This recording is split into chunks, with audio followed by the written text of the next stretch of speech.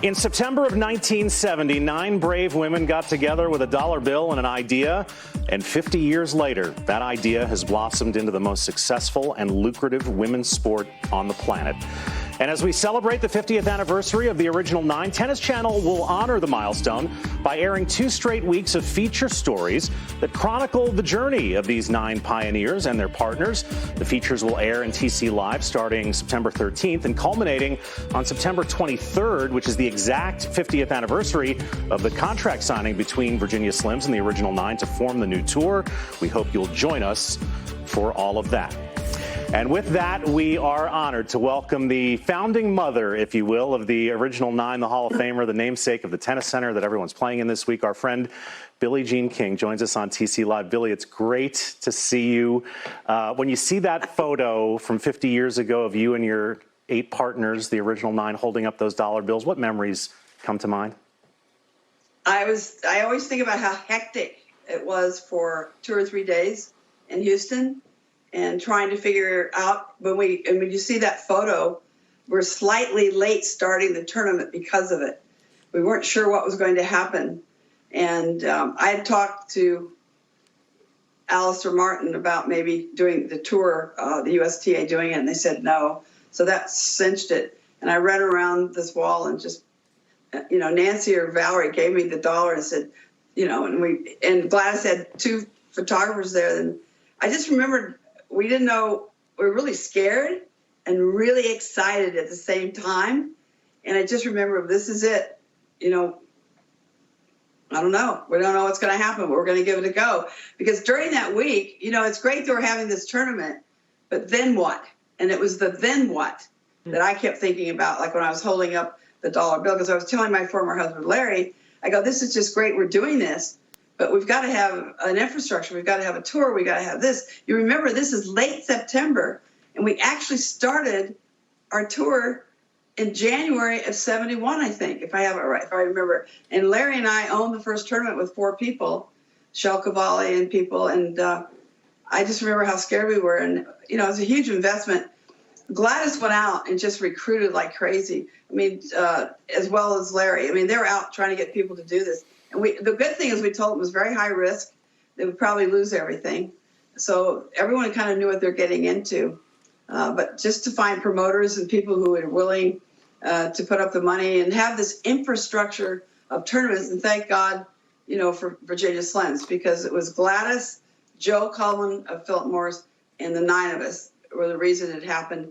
And we're just really, really lucky. But I just remember how scared. We're so scared, but so excited at the same time. So, Billie Jean, you jumped off the proverbial cliff without knowing where you were going to land. And look where tennis is now, thanks to you guys really taking such a huge risk for social change. Really, it went beyond tennis. So now where do you put that in context with what's going on now with tennis being on the forefront of, again, trying for social change, and particularly Naomi Osaka, who took a big risk when she said, I'm not going to play because of this is going on. What do you make of that? Well, I thought it was fantastic. When we started it back 50 years ago, one of the things we talked about is any girl in the world would have a place to compete. So if Osaka didn't have a place to compete, if the other women didn't have a place to compete, or the men, they wouldn't have had the platform to be able to talk about social justice right now. So I am very proud of what we did, but what I love is the torch has been passed from generation to generation, and women's tennis is the leader. When you and Chris came on, the tour made such a huge difference. Without you and Chris, I don't know if the tour would have made it. So you were the first generation professionals. So when I look at Naomi and I look at her, I go, I'm so thankful that we did what we did, because it's given her an opportunity to move the ball forward on Black Lives Matter. And I think it's great that she has this platform, and I know we're a part of that. We started it. So I'm thrilled. I'm absolutely thrilled when the players stand up for change and social justice. That's a big part of why we did what we did. You took a big chance again with 1970 at Houston. From what I understand, Margaret Court was at the tournament, but she chose not to participate. Fast forward to 1973 when she played Bobby Riggs and lost, and then you played Bobby and saved the world once again. So again, you were on the forefront of social change. Did you have any idea what you were getting yourself into when you signed on to that? Oh, I totally had. I knew exactly what I was getting into, because that's why I kept telling him no for 2.5 years. I didn't want to play, and he kept. And so he finally got Margaret. I know he asked Chris. He asked a lot of players, Nancy Ritchie, and Margaret's the one that said yes. And I remember Margaret telling me, we've got. I'm going to play Bobby, and I go, Margaret, you have to win, because it's so important. This isn't just about tennis. And I knew it was about social change. And for all of us in the United States, Title IX had just been passed the year before, June 23rd, 1972. We're only in our third year of women's professional tennis. It was very risky because I knew that could hurt us.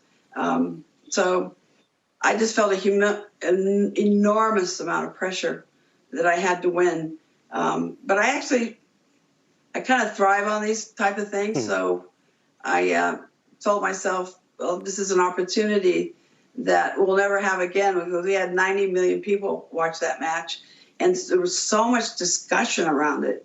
And it was, like sororities and fraternity parties, and it's just suburb parties. Other countries saw it. So it was really amazing. And I think it really launched tennis in this country. You couldn't get on a court the week after. So it really helped grassroots tennis. I think that's why we had the big boom in the sport. Plus, we finally were on television, the professional side. So all these things were coming together at the right time. But thank God I won, because I don't know what would have happened if I lost. I think we could have gone backwards. You just don't know. It's the unknown that's difficult. So you want to make sure that you win to carry it through. And, of course, you and Martina were starting. Martina and Chris were starting to take over. You and Chris were starting to take over the tour just about that time. And as you said earlier, they didn't have computer rankings until 1975, but they did have rankings. They had opinion ranking, like Lance Tingay at the Telegraph was kind of the guru that we all listened to.